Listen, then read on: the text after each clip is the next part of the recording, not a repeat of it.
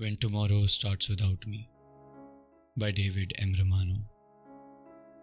When tomorrow starts without me and I am not there to see, if the sun should rise and find your eyes all filled with tears for me, I wish so much you wouldn't cry the way you did today while thinking of many things we didn't get to say.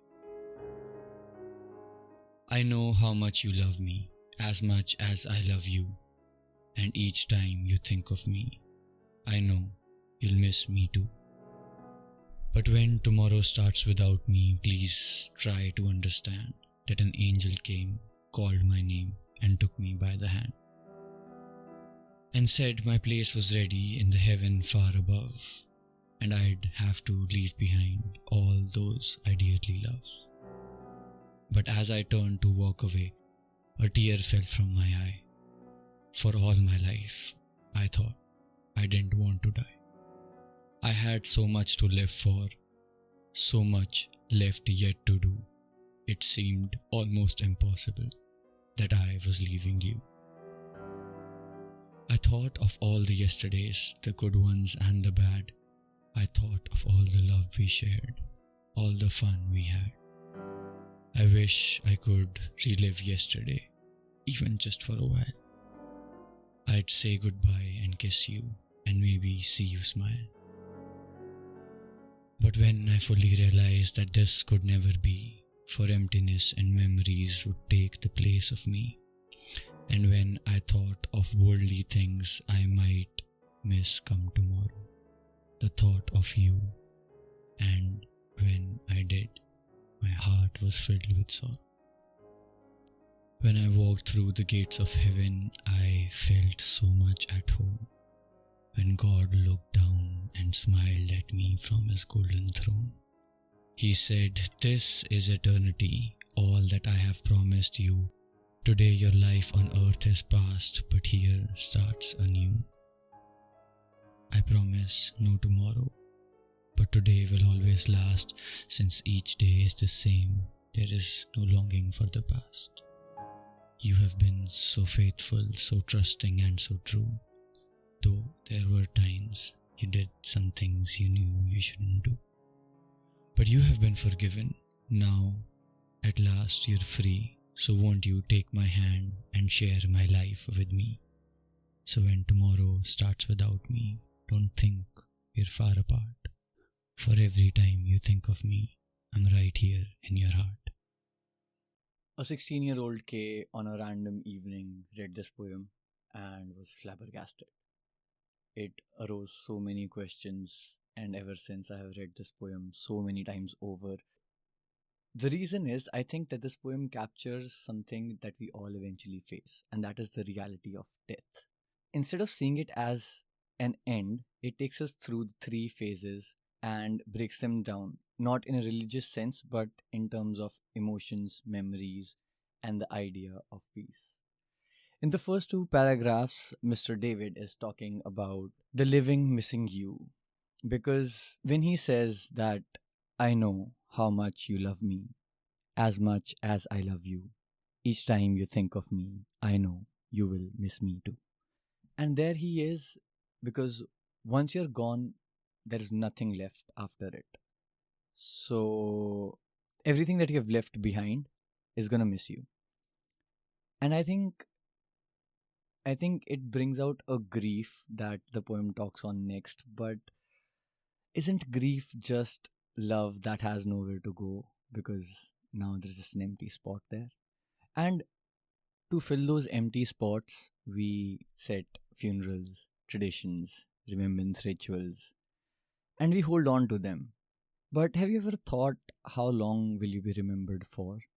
You have 40, 50, 60 years left on this planet, and let's say 30 more after for your legacy that you have left behind. But what is the impact that you're leaving? In the grand scheme of things, we have been evolving for 4 million years now, I think. And in 4 million years, there is no single legacy that has lived over 100 years. And that's going to be to you as well. So you get to the next phase, you missing the world. Because Now you cannot have your morning coffee every single day. You cannot go out on drives with your best friends. You cannot have those fun moments of your life because you're not there anymore. And the poet suggests that the departed might long for the things they loved, but now they cannot have them. And what if the people who leave still hold on, just like we do? Because who knows what's at the end of the tunnel? And this makes the act of letting go so hard. But maybe afterlife is not longing. Maybe it's just about the release that you're done with the life, which brings us to the third phase, which was my favorite part. Even though I used to identify as an atheist back then, this part is of the eternal peace. And instead of focusing on heaven, let's talk about the acceptance that came from the Creator. Across different beliefs, it goes on different forms, but one thing for sure is that everybody has up till now said that either it's blackness and there is nothing after it, or you go back and join in to your Creator. This is what I have learned from the philosophies that I have read up till now. And when you are at a point where it's just peace in your life, I don't think the worries of missing my coffee and not going on that drive would take place in my heart, because at that time I am at the spot where I was supposed to be, just like right now when I am alive. And this brings a lot of questions, but when I was thinking about it, and over the years when I went back to this book, was this thought that came back. One of my friends, he taught me or talked about a concept called memento mori, which directly translates to remember you must die. It's an old Stoic concept which means remember you must die. It sounds grim, but it's actually a reminder to live fully. The idea isn't to obsess over death, but to acknowledge it. Because when we truly accept that the time is limited, we stop wasting it. Have you ever thought how often we say, one day I'll travel, one day I'll do this, one day I'll get my pilot's license, one day I will get my diet fixed up? But does that day ever comes? And if it is not coming, I think we need to remember the concept of memento mori. And this concept brought in very interesting take for me on the book called The Regrets of Dying by Brownie Ware. And this book goes in the idea of, she basically, what she did was she talked to a lot of people who were closing to their deaths, who were in their 85 above, if I'm not wrong. And she talked to them and asked what were their regrets.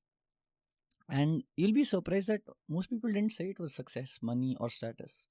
Because eventually those things will turn out like a monopoly board. Every positive will be balanced by a negative, every negative will be balanced by a positive.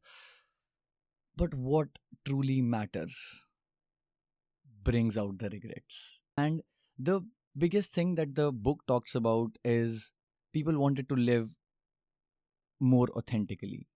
People wanted to express their feelings vividly. People wanted to stay connected to their loved ones.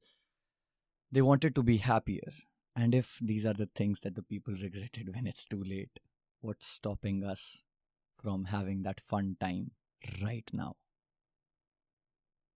But how do we prepare for this conversation? How do we change the fear of death to the acceptance of death? Because death is scary, the uncertain, the losing of everything you know. But what if it's just another transition, another form of existence? Maybe it's not about whether there is an afterlife, but whether we have made peace with our life right now. And to that, I do random journal exercises a lot, and this is one of my favorite ones to go back to. And that is, write in your journal that if you could attend your own funeral and hear what people said, what would you want them to remember? Not achievements, not emotions, not the impact you left in their life, but what things you would love to listen from them. and write down the 5 things that you want to be remembered for, and then ask yourself, are you living in that way? And if not, what's stopping you? Because people definitely think that it is easy to live as if time is endless and as if we always have tomorrows, but one day tomorrow won't come for us. And when that happens, the only thing that will matter is how you lived today. This concept was a mind blast for me, and I still work on it while I do it in my own life. But I have had a difference of ideas, a difference of perspective on what I want to do throughout and what my favorite things are. There is this conversation I was listening to about immortality, and somebody who has a very aligned thought process to it said that everybody wants to live tomorrow, but not a lot of people want to live forever. And I think we take it for granted when we realize that tomorrow isn't even promised. You could literally get hit by a bus while crossing a road to pick up anything you were getting out for. And it could be as simple as you were lying down on your bed and the wall clock over your bed fell on your head and you died. So, in the moments where life gets very hard, remember the concept memento mori, because even the hardest of times, you can find the most beautiful light in them. Because, as Dumbledore once said, in the darkest time, one can find happiness only if they remember to turn on the light. So, with that, guys, this has been K. I'll catch you some other time, some other day. Thanks for tuning in.